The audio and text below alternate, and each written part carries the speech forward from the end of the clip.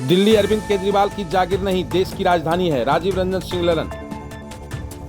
बिहार और यूपी के लोगों को अपमानित करने वाले उनके बयान से उनके चेहरे का नकाब उतर गया है।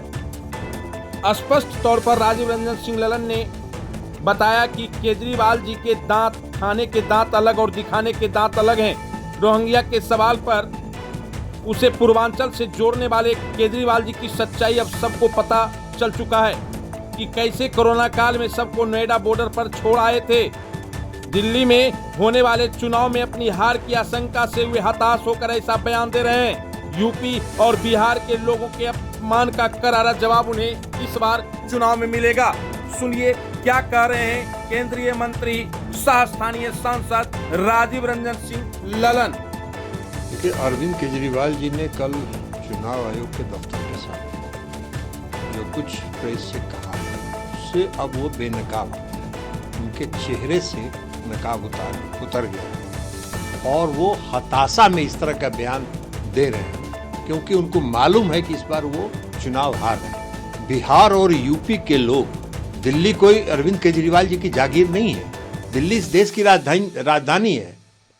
एक तरफ तो जब नड्डा साहब कहते हैं, रोहिंग्या का सवाल उठाते हैं तो उसके साथ पूर्वांचली को जोड़ते हैं और दूसरी तरफ बिहार और उत्तर प्रदेश के लोगों के बारे में अपमानजनक, अपमानित करने वाला बयान वो देते हैं। बिहार और यूपी के लोग अपने सम्मान और स्वाभिमान के साथ जीते और इस बार के चुनाव में बिहार और उत्तर प्रदेश के लोगों को जो अपमानित करने का काम अरविंद केजरीवाल ने इस तरह का बयान देकर किया है, उनको उस बार पता चलेगा। कुछ दिन पहले भी उनका पता है, कुछ दिन पहले भी हमने प्रेस कॉन्फ्रेंस करके कहा था कि कोरोना काल में उन्होंने क्या बयान दिया था। उन्होंने कहा था कि बिहार के लोग 500 रुपए का टिकट कटाते हैं और दिल्ली में आके 5 लाख का इलाज करा के चले जाते हैं। ये हमने वीडियो दिखाया था उनका। और जब कोरोना काल था तो लगभग लाखों लोग जो बिहार और उत्तर प्रदेश के थे